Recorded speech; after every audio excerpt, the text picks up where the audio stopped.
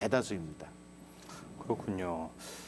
또 여성이 나이를 먹으면 이렇게 갱년기가 찾아오고 호르몬 변화가 생기면서 몸에 이곳저곳에 변화가 생기잖아요. 그래서 이렇게 자연스러운 현상으로 해서 몸이 안 좋아지는 건지 또 아니면은 산후풍으로 인해서 이 후유증이 오는 건지 굉장히 구분하기 어렵다고 하는데 산후풍이라고 오는 이런 증상들은 어떻게 진단을 해야 되는 건가요? 네, 일단은 대부분의 산후풍 환자분들은요, 본인이 산후풍이라고 이렇게 생각을 하고 내원들을 하시는데요. 왜 그러냐면 출산 후에 산후조리를 하면서 어느 순간부터 몸이 안 좋아지기, 갑자기 안 좋아지기 시작했다. 또는 내가 언제 어느 때 바람을 맞았는데 그 바람은 평상시에 내가 느끼는 바람과는 상당히 느낌이 틀렸습니다. 그날부터 몸이 시리고 관절이 아프기 시작했어요라고 표현하시는 분들도 많이 계십니다.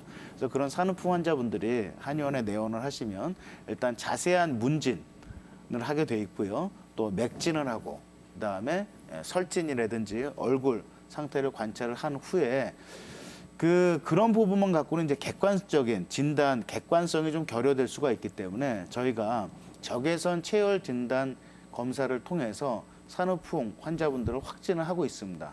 이 적외선 체열 진단 검사는 적외선을 이용한 거기 때문에 출산하거나 또는 모유를 수유하고 있는 산모들한테도 엑스레이와는 다르게 인체에 해를 미치지 않는데요. 그 산후풍 환자분들의 이 적외선 체열 진단 검사 결과지를 잠깐 보시면 일반적인 건강하신 분들하고 상당히 다릅니다. 지금 자료 화면 보시면 산후풍 환자들이 초진행 처음에 내원하셨을 때 보면은 좌측에 보시면요. 몸 전체가 거의 파란색, 이 녹색이 한 28도에서 30도 정도 되는데요. 이 아랫배가 차고 또 등 부분은 대부분 파란색이 보입니다. 이 파란색은 보통 한 27도 아래로 내려가 있다는 거죠. 저런 식으로 적외선 체열 진단 검사를 하면 몸이 마치 살얼음이 낀 것처럼 얼어있는 그런 것들을 저희가 과학적으로 진단을 할 수가 있고요. 또 한 3개월에서 6개월 정도 치료를 하면서 계속 이 체열 진단 검사를 해보면 나중에 산후풍 환자들이 완치가 된 후에는 이 치료 후 사진을 보시면 몸 전체가 상체가 전부 다 이렇게 붉은색 한 33도에서 36도의 정상적인 체온으로 돌아온 것을 보실 수가 있을 겁니다. 이런 검사들을 통해서 산후풍 환자들의 어떤 진단에 조금 더 객관성을 기여를 하고 있고요. 두 번째 검사 사진 보시면 지금 이 환자분 같은 경우 이제 산후풍으로 인해서 하체가 시리다. 뭐 허벅지가 시려요, 무릎이 시려요, 발목이 시려요, 발가락이 시려요. 이렇게 표현하시는 분들도 단순히 이 환자 자신이 신경이 예민하거나 또는 없는 거를 있는 척하는 그런 그 상태가 아니고 저희가 이 적외선 검사를 해보면 좌측의 화면처럼 무릎 위쪽, 허벅지 쪽이 이렇게 파랗게 나온 것을 확인하실 수가 있는데요. 뒤쪽도 마찬가지입니다. 엉덩이에서 허벅지, 종아리, 이 뒤꿈치까지 온도가 상당히 떨어져 있는 것을 볼 수가 있고요. 또 이러한 산후풍 환자분들을 여러 가지 다양한 치료를 통해서 뭐 한 달이나 또는 두 달, 세 달 후에 다시 한번 적외선을 이용해서 사진을 찍어보면 실제로 한 33도에서 35도 정도 이렇게 정상적인 온도로 올라가 있는 걸 확인할 수 있기 때문에 산후풍 환자들의 그 진단에 있어서 확진하는데 이 적외선 체열 진단 검사는 상당히 유용한 방법입니다.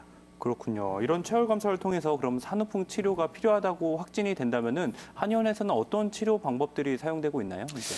기본적으로는 이제 뭐 침 치료나 약침 치료, 봉침 치료 같은 것들을 사용하고 있는데요. 산후풍 환자분들이 이제 주 증상이 어떤 거냐에 따라서 이 치료 방법들은 좀 더 다양하게 바뀌어질 수가 있습니다. 예를 들면 저희 그 자료 화면을 잠깐 보시면요. 산후풍 환자들 중에 가장 많은 분들이 이 관절 통증을 호소하는 경우들이 가장 많습니다. 그래서 이 관절 통증을 호소하는 산후풍 환자분들한테는 지금 화면 보이시는 것처럼 이 일반적인 침 치료 또는 그 연부 조직의 구축을 풀어주는 근막침 치료를 통해서 간단하게 관절의 경직이나 통증들을 해소할 수가 있고요. 또 다음 화면 보시면 만약에 산후풍 환자분들 중에 이제 염증을 동반한 경우들이 있고요. 또 특정 부위가 시리면서 아프다라고 표현하시는 분들한테는 저희가 뭐 선삼약침이나 녹용약침 또는 이 봉침 치료를 통해서 직접 시리고 아픈 부위에 한약액을 집어넣음으로써 문제점이나 또는 통증을 해결하기도 합니다. 또 그 외에도 다음 화면을 보시면요. 산후풍 환자분들이 이 출산 과정에서 골반이나 척추 관절이 틀어지는 경우들이 상당히 많기 때문에요. 지금 보시는 것처럼 추나요법이라고 하는 치료법을 가지고 틀어진 골반을 맞춰주고 또 관절이나 척추를 바로 세우는 치료를 하는 방법도 있고요. 또 다음 화면 보시면요. 그 산후풍 환자분들이 뼛속이 시리다, 찬바람을 맞으면 뼛속이 애린다라고 표현하는 경우에 일반적인 한약재만 갖고는 치료가 잘 안 되는 경우들도 있기 때문에요. 건칠이라고 해서 온나무, 진액을 법제를 해서 산후풍 환자들한테 처방하기도 하고요. 또 유황이라고 해서 아랫배를 따뜻하게 해주고 체온을 올리는 약재를 법제를 해서 캡슐에 담아서 환자분들한테 드리고도 있습니다. 또 통증 환자들한테는 자료화면에서 보시는 것처럼 만통환이라고 해서 복용하시기 편하게 캡슐에 담아서 드리기도 하고 또 기혈이 상당히 저하된 산모들한테는 공진단이나 산삼 약침 등을 이용을 해서 산후풍의 다양한 증상들을 치료하고 있습니다. 네. 또 이렇게 기치료도 이렇게 사용된다는 말은 제가 들었는데 이런 것도 산후풍으로 고생하는 분들한테 효과가 좋나요?